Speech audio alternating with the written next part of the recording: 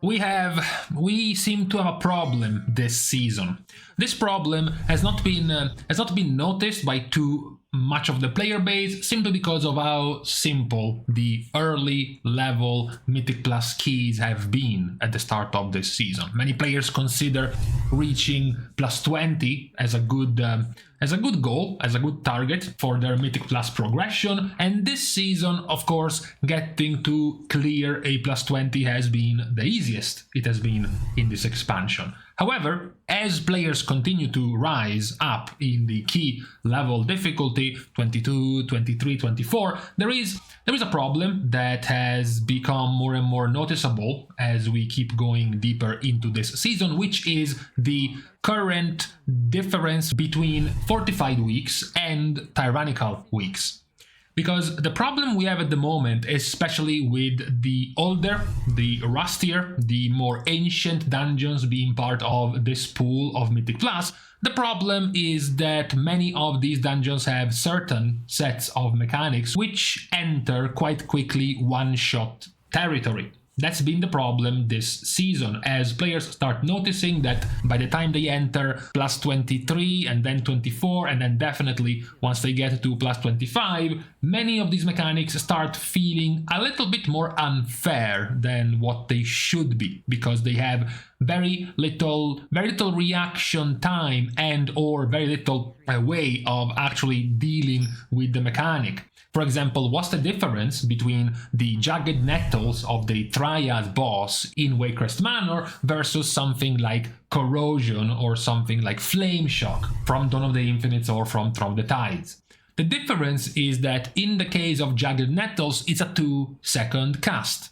In that case, you do have a window to react. You can use a defensive, you can use a health potion, the healer has time to react, maybe to put a shield on the player to make sure the player is stopped in HP, because the ability has a cast time. Essentially, it has a warning for you to be able to react and prepare for the ability, while others just don't. Others are, for example, instant and unpredictable. And of course, as you go higher in key level and things start hitting harder and harder, you have even lower and lower amounts of essentially windows to not mess up, to not die, to not wipe the entire group because this damage was just too hard for you to react to. This is present in multiple boss fights. For example, Soul Thorns, the cage mechanic of the 3 boss on Waycrest Manor, that is also instant and is also not targeted before the ability actually lands, which means you have no way, for example, to use a defensive before you actually get hit by the ability. That's also quite poor design if you have Mythic Plus in mind. If you have a high tyrannical key in mind, that's a pretty bad design for the ability. A classic difference in how some abilities can be unfair is the difference between Nightmare Bolt on Xavius and Feed on the Weak. The difference is that Nightmare Bolt hits for about 90,000 base damage, but it has a cast time. So you get to see who is about to be hit. You get to prepare mentally and physically for the fact that you're about to be slapped by this bolt. Meanwhile, Feed on the Weak is not. It's instant. What makes Feed on the Weak even worse, on top of the very high damage it already does, is the fact that this boss, talking about ancient design, this boss still uses spell queuing, meaning you don't get to follow to the letter your boss mod. Whether you're using DBM or Bigwigs, you actually don't know when he's about to cast this ability. And on top of not knowing when, you also don't know on to who, because this ability does not have a cast time and will just be popped instantly on one of your players. These type of mechanics get harder and harder the deeper you go and the higher you go in keys in Tyrannical. And the type of counterplay for these abilities starts to get lower and lower. You don't have many ways to deal, for example, with Earth-Shaking Roar from Drezaron in Dark Heart Ticket.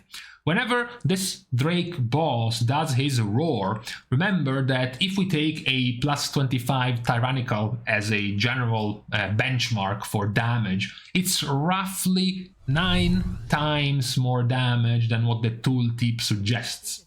So whenever you want to keep in mind how hard would this be in a plus 25 Tyrannical, for boss abilities, just multiply every damage on a tooltip you see, for example, in the Dungeon Journal, or even on Wowhead, for example, just multiply it. Of course, this is before mitigation, before damage reduction, before versatility, right? Even looking at the current world first key of Dark Card Ticket, which is a plus 28, and you get to have to survive at least 6 of these throughout a boss fight on this boss in a 28 Tyrannical, for example. So you start seeing some very clear barrier that cannot really get past at certain key levels. Of course, you have some help. You are, for example, maybe running with a priest, so you get 5% more stamina. You are running with an augmentation evoker, so you get even more stamina. You might start to be stacking a bit more versatility, up to 20%, so maybe you get 10% damage reduction from versatility, right? So you can stack up multiple ways to stay alive, but this has been more visible as we have started to get more and more people into a higher range of keys, that certain mechanics are quite hard, but not just hard. They are hard and unfair. Because if you took, for example, Black Crew Cold and you look at Ilisanna, right, the second boss of the dungeon, she does have, to be fair, she does have 2 pretty nasty abilities. Number 1, she has Dark Rush, and number 2, she has Brutal Glaive. Now, both of the abilities hit quite hard when you get hit the first time. At the very least, though, you have 2 positive things about this boss. The first positive thing is that both of these abilities are physical, which means armor also gets to reduce the damage of this ability. It counts as a damage reduction for this ability.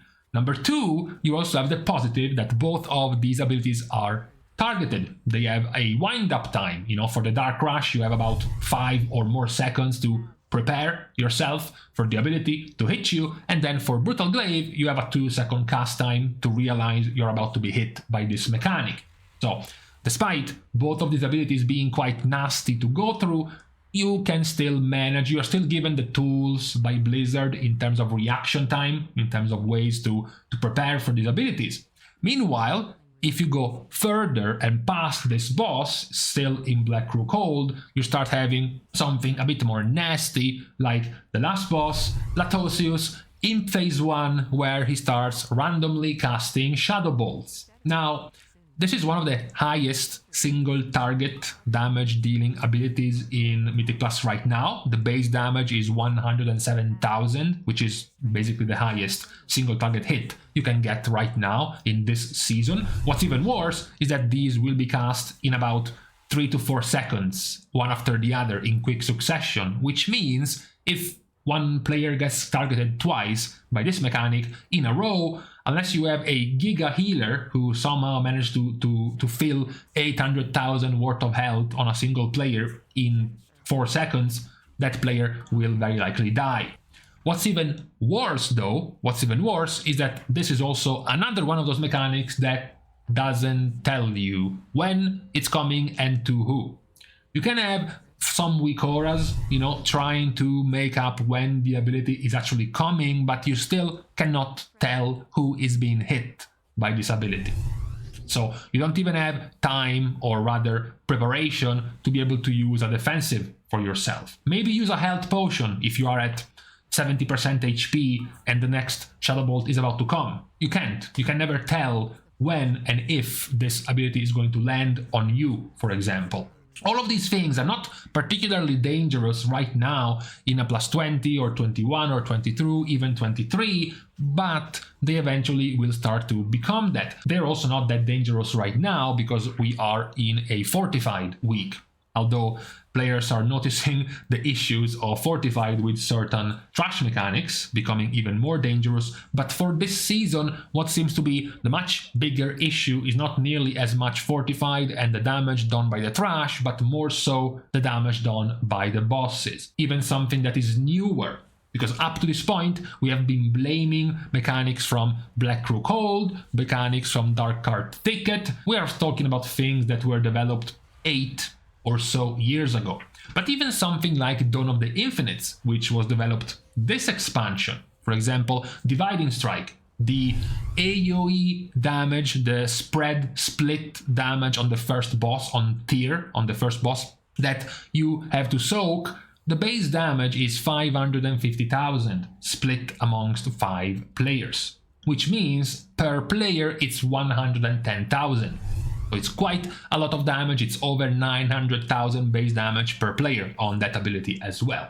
But at the very least, the benefit is that it happens only once per phase. It's very telegraphed, you know when it's coming. You can also prepare, because you can stack for this mechanic. You can prepare things like darknesses, barriers. Your defensives can all be limited for that ability. So you do have some ways, some window, some room to prepare yourself for this mechanic. However, certain mechanics still in a dungeon that's been developed quite recently, like Dawn of the Infinites, like Corrosion, do work in a pretty annoying way like the old days. Because if you look at Corrosion, which was developed now, it's basically in the same way as a very deadly ability like Flame Shock from the Shaman, the Mindbender of the Throne of the Tides dungeon.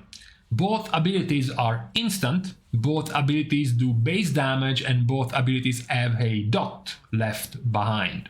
The big danger of Throne of the Tides is that this Flame Shock comes in faster cycles than the Dispel of your healer, which means eventually 1 every 2 Flame Shocks won't be able to be dispelled, so one of the players will have to eat the entire duration of the Flame Shock, but the initial base damage is very dangerous. It's very dangerous because similarly, in both cases, both for Corrosion and for Flame Shock, once more, the timer of the ability isn't really there. It's a pseudo spell queuing system where the ability becomes available and then the boss might or might not use it now, in 2 seconds, in 3 seconds, and what's worse, once more, is that you don't have a target. You don't get to see, you don't get to know who is being hit until the hit actually lands. This is one of the more unfair type of mechanics in a tyrannical key, in a boss, where you don't give players the skill expression of,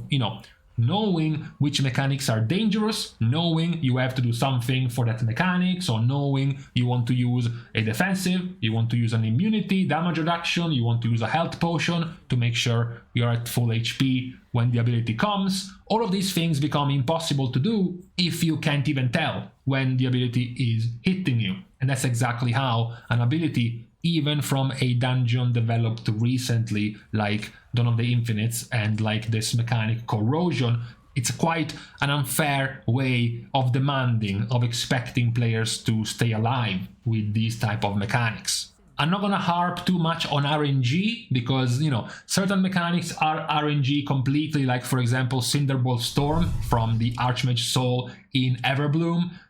You have fire bolts landing on players and you don't even know who gets hit. Sometimes one player will be hit only twice, while another player will be hit 4 times in a row by this mechanic. But, because this is basically the only mechanic that works like this in the entire season, I don't think it constitutes a trend in terms of problematic mechanics of this season, even though it is still an overpowered mechanic that should be nerfed, at least not in the same way that most others of these mechanics are currently creating problems in Mythic Plus. In a way of doing too much damage, number one, with higher scaling, as mentioned, as we approach 25 plus-ish. That's when full-on, full-blown one-shot territory starts to begin. I'm not talking about a metaphor. Oh, I was at 70% and this hit me down to 10% HP and then I ticked down, so I'm gonna call this a one-shot. No. I'm talking about actual mechanics going from 100% HP to 0. That type of one-shot mechanic. That is why we were hoping, for example, to see some more. We are still hoping, there is still time, I'm not full-on doomer mode yet, but that's why we are hoping right now to see some more balance tuning to the dungeons before the Christmas break, because as quite a few players will go on a break on Christmas, doing other things, spending time with family and friends and whatnot, so will Blizzard. So it's gonna be hard to imagine any balance tuning happening from the next reset all the way to the first week of January. So basically what I'm saying is, if we don't get any balance tuning in the next few days related to the dungeon changes, we are not gonna get any for almost a month, almost until the next, basically the second week of January. That's why I wanted to point this out now, because in the next following weeks, this is going to be an even bigger problem. As players continue to rise in item level, they get to 483, 4, 5, 6, as well as getting the Helm enchant, which will give them even more power. More players will try to push into higher keys. It will become easier for them to do so in Fortified. So once they do a 25 in Fortified, they will be like, okay, I am ready next week to try out 25s in Tyrannical. And then this problem will hit them in the face. That at the moment we have a bit too many hard scaling, flat out one-shot mechanics when it comes to bosses in this season of Mythic Plus. And not just unfair mechanics in terms of damage, but also unfair mechanics in terms of not really giving you much of any skill expression. In the sense that you don't know when the ability is coming, you don't know if it's targeting you, there is no cast time, there is no preparation time, it's all very quite sudden and instant, and for mechanics that do that much damage and are that dangerous, there should be way more room for you to prepare, way more room for you to react. It's all good and fine when certain mechanics are instant, because maybe they are a dot, maybe they require you to move, or they require you to stack. So the instant part of the mechanic is not that dangerous. It's also fine if the mechanic is instant, but at the very least it's following the boss timers properly. So at the very least you have the countdown of the timer showing you when the ability comes. However, it becomes much more dangerous and unfair when said mechanic is just a very flat, you are taking all of your HP in damage. So you either have burst on you, or a defensive active, or you die. In that case, that becomes a bit more unfair to go through. That's the major issue right now when it comes to Mythic Plus keys, which seems to be for now Tyrannical Scaling, in particular of certain sudden, hard / impossible to react to one-shot mechanics in this season. That's the wish, as we are getting close to Christmas, that's the wish as a gift to have for the end of this year, to have some lower down damage of bosses in terms of these one-shot mechanics. I would be even happy if you actually buffed the rest of the boss. If you want to buff Xavius somewhere else, as long as you nerf Feed on the Weak. If you want to buff the overall damage or even the HP of the last boss of Black Crook Hold, as long as you're nerfing the random Shadow Bolt damage in the first phase by 20%, I'm fine with that kind of change. So it doesn't even have to be nerfs, rather just readjustments of damage. So it's a bit more fair. It feels a little bit more fair for players to deal with these kinds of mechanics. So for today, that was the point of this video, highlighting the current issues of the scaling of Mythic Plus in this Season 3 of Dragonflight. Of course, you guys can let me know what you think about this scaling, depending on which key level you are currently being into. Maybe, or rather, of course, you haven't really felt this in a 17 or an 18 or even a 22, but maybe some of you, the few of you who have indeed entered this type of key level in terms of difficulty, let me guys know what has been your experience trying to survive through all of these BS mechanics. For today, on this, whatever today is, Thursday, Friday, I think Thursday, we are going to now leave each other. Thanks, of course, as usual, to all of the Patreon supporters for the contribution and help to the growth of the channel, which can, as usual, also be given completely for free. You can like and comment down below, as well as subscribe to the channel itself. So, with these pointless things out of the way, it's time to leave each other, because this video has dragged on to a ridiculously long amount. Once more, my gift for the succinct is terrible.